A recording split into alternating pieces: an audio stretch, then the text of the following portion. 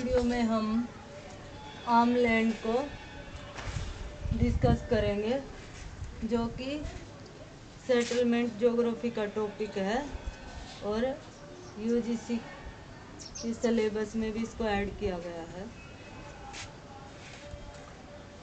क्या होता है आमलैंड? आमलैंड क्या होता है?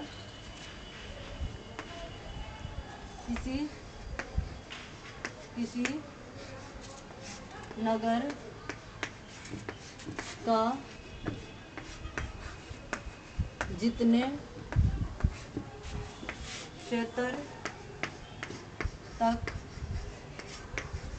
प्रभाव रहता है उसे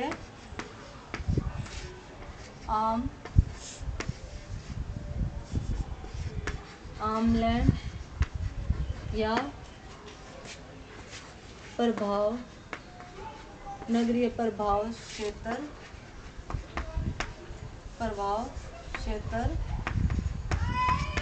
कहते हैं।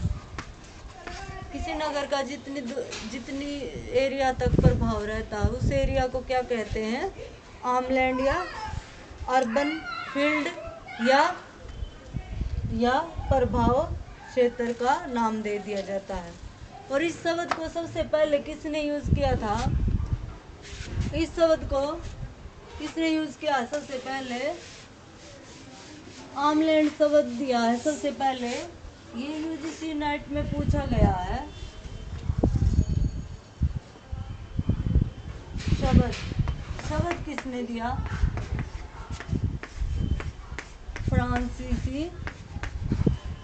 फ्रांसीसी विद्वान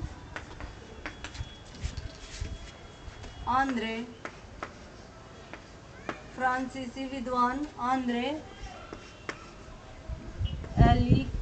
एलिक्स ने 1914 में इस शब्द को सबसे पहले यूज किया था, सबसे पहले दिया था आमलैंड शब्द। और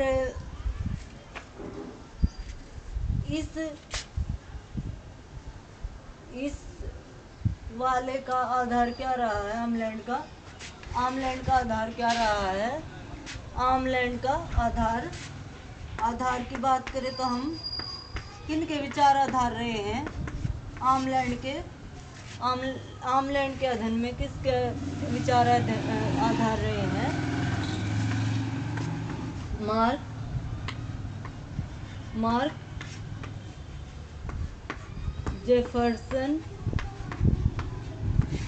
मार्क जेफरसन के विचार, क्या विचार दिए थे उन्होंने? 1929 में क्या विचार दिए थे? उन्होंने कहा था कि नगर क्या है? नगर स्वयं नहीं बनते, आसपास के ग्रामीण क्षेत्र ही उनको जन्म देते हैं। अपनी सेवाओं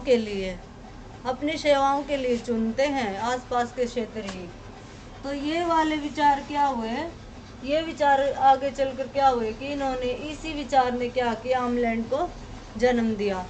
इसी को बेस मानकर क्या किया जाने लगा कि प्रभाव क्षेत्र या फील्ड, अर्बन फील्ड को क्या मिला? आधार मिला और वो अध्ययन किया जाने लगा। फिर हम बात करें टाइप्स में, और ये शब्द कहाँ से लिया गया है? जर्मनी भाषा के शब्द से लिया गया है।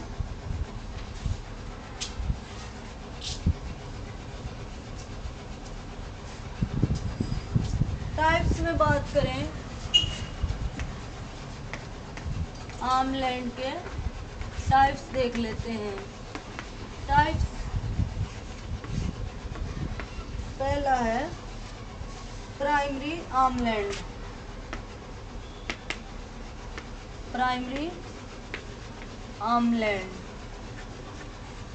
ये क्या है? प्रमुख क्षेत्रीय इस प्रकार से पास वाला रीजन होता है जिसमें प्रभाव नगर का अधिक रहता है, ये वाला।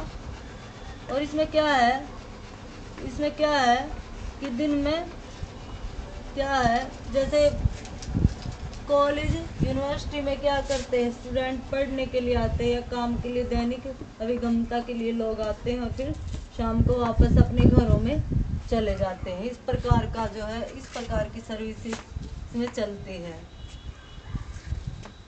और बाग बगीचे, जो सघन कृषि इत्यादि वाली वही बात है जो पहले वाली वीडियो में की थी हमने, फ्रिंग वाली, इसी वाले क्षेत्र में आ जाते हैं वो। बाग बगीचे इत्यादि जो है भूमि का सघन जो है यूजीसी में कर लिया जाता है। तो ये पहला है हमारा प्राइमरी आर्मलैंड बोला जाता है इसको। मर्फी ने इसको सर्विस एरिया कहा है।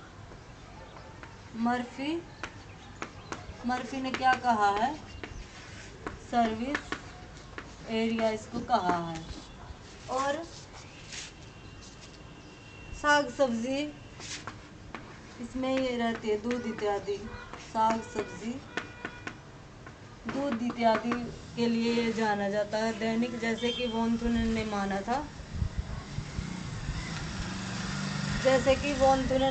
था, कि जो है पहली वाली जोन में साग सब्जी इत्यादि का उत्पादन होगा। तो दैनिक अभिगमता के कारण क्या है, जल्दी खराब होने वाली सब्जियां इत्यादि बताई थी वॉन थुनेन ने, वो इसमें हम देख सकते हैं, इसी में रहते हैं।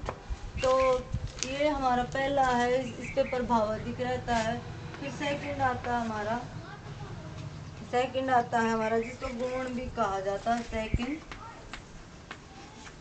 ये हमारा पहला हो गया और ये दूसरा हो गया।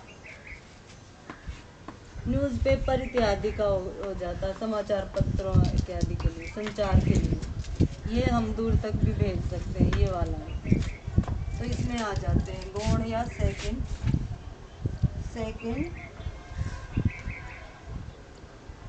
आर्मलैंड है ये। इसमें क्या है, अनाज इत्यादि की बात करें तो इसी में आ जाता है विस्तृत कृषि। इसमें सघन कृषि और इसमें विस्तृत कृषि, ये वाला क्षेत्र है। समाचार, ये हमारा साग सब्जी बाग बगीचों के लिए जाना जाता था। और सघन कृषि, इसमें अन्न उत्पादन और विस्तृत कृषि इत्यादि आ जाती है। और सर्विस का हम देखें तो इसमें क्या है कि यूनिवर्सिटी इत्यादि के लिए बच्चे क्या करते हैं, या स्वास्थ्य इत्यादि से रिलेटेड यहाँ पर दैनिक अभिगमता होती है, आकर शाम को अपने घरों में चले जाते हैं अपने कार्य के बाद।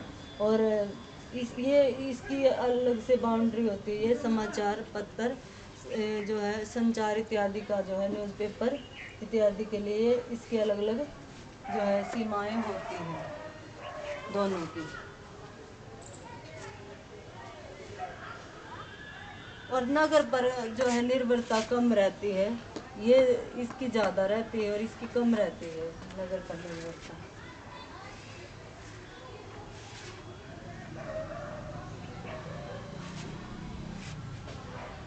फिर है, किसी दिन हम इसकी सीमांकन विधियों को अलग से डिस्कस करेंगे, काफ़ी लेंदी हो जाएगा लेक्चर इसमें। तो अभी हम, ये तो था हमारा आर्मलैंड के बारे में। कई बार इन्हीं में हमें दिक्कत आ जाती है कि आर्मलैंड क्या है, रूरल अर्बन फ्रिंग क्या है, कॉन्टिनम, इस प्रकार से ये कई जो है टर्म हो जाती है। और इनमें से क्या है क्वेश्चन आता है तो हम समझ नहीं पाते कि किसका क्या मतलब है, उसी वजह से हमारा क्या है क्वेश्चन गलत हो जाता है, आंसर गलत हो जाता है। तो इस प्रकार से आर्मलैंड के बारे में हमने यहाँ पर इतना ही जिक्र किया है। मेथड्स को किसी दिन अलग से वीडियो में हम डिस्कस करेंगे। और अभी हम इसके बाद बात करें, हमारा प्राइमेट सिटी का कंसेप्ट देख लेते हैं। प्राइमेट सिटी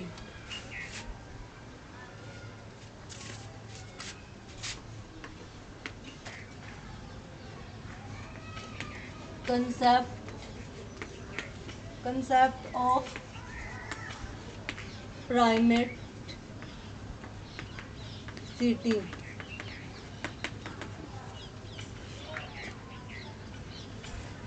किसने दिया ये कंसेप्ट, प्राइमेट सिटी का कंसेप्ट किसने दिया है, सन 1939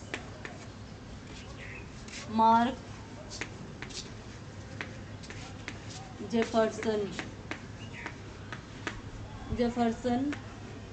ने इस कंसेप्ट को दिया है। इसको लॉ ऑफ प्राइमेट सिटी भी कहा जाता है।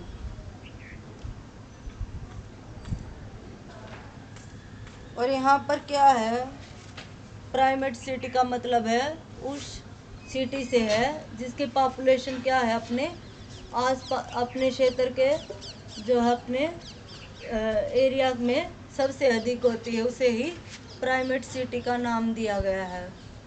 किसका? जिसकी पॉपुलेशन सबसे अधिक होती है अपने क्षेत्र में, उसे प्राइमेट सिटी का नाम दिया गया है।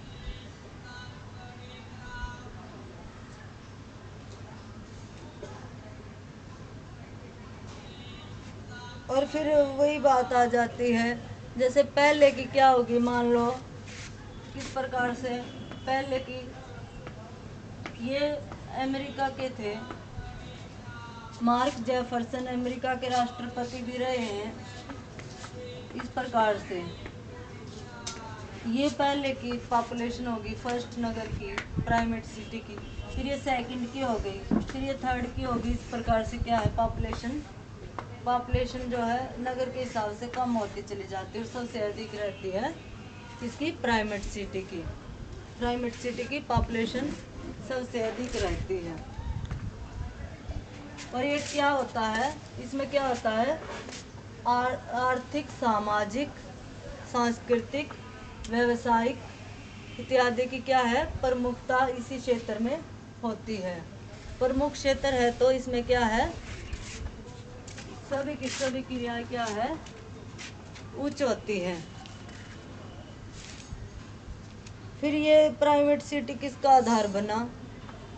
प्राइमेट सिटी को ही आधार मानकर क्या किया गया है, रैंक साइज रूल दिया है 1941 में।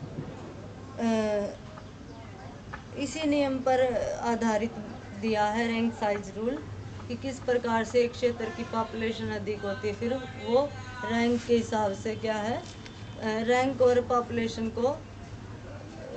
पॉपुलेशन के हिसाब से नगर को क्या दिया गया है, प्राथमिक नगर, और फिर उसके बाद सेकंड कोटि और फिर थर्ड कोटि। इस प्रकार से इन्हीं के विचारों को क्या मान करके, आधार मान करके प्राइमेट सिटी की बात करें तो हम इसमें पॉपुलेशन को विशेष महत्व दिया गया है। और वैसे तो हम इस सिद्धांत में की गई बात को एकदम से एज चीज नहीं देख सकते, क्योंकि कहीं कहीं पर क्या होता है कि पॉपुलेशन तो अधिक हो जाती है, लेकिन क्या होता है कि वो सामाजिक, आर्थिक इत्यादि क्रियाओं में उतना जो है डेवलप नहीं हो पाता क्षेत्र या नगर, तो उसे हम प्राइमेट सिटी के हिसाब से देख रहे थे।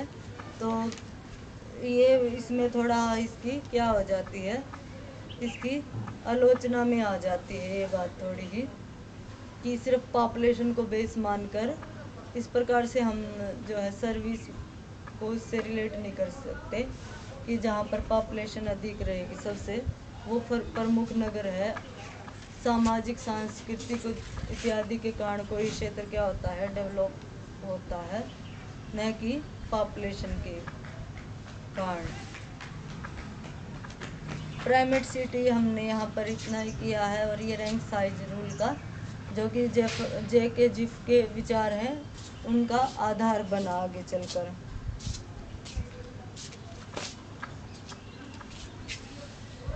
इस वीडियो में हमने रैंक साइज रूल और प्राइमेट सिटी और आम लैंड को पढ़ लिया है। इसके बाद हम बात करें क्या है हमारा टाइप्स ऑफ रूरल सेटलमेंट। अगला है हमारा टाइप्स ऑफ रूरल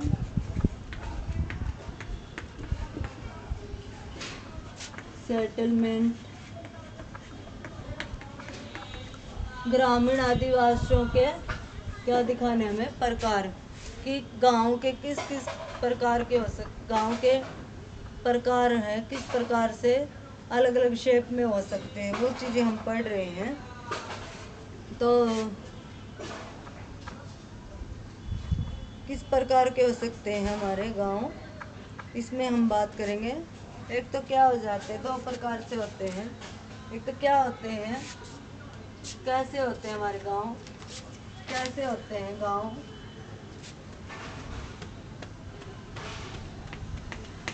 डिस डिस्प्रेस्ड डिस्प्रेस्ड या फिर आइसोलेटेड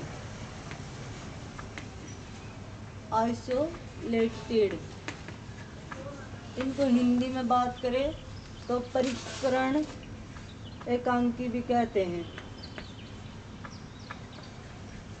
परिष्करण या एकांकी इनको कहते हैं।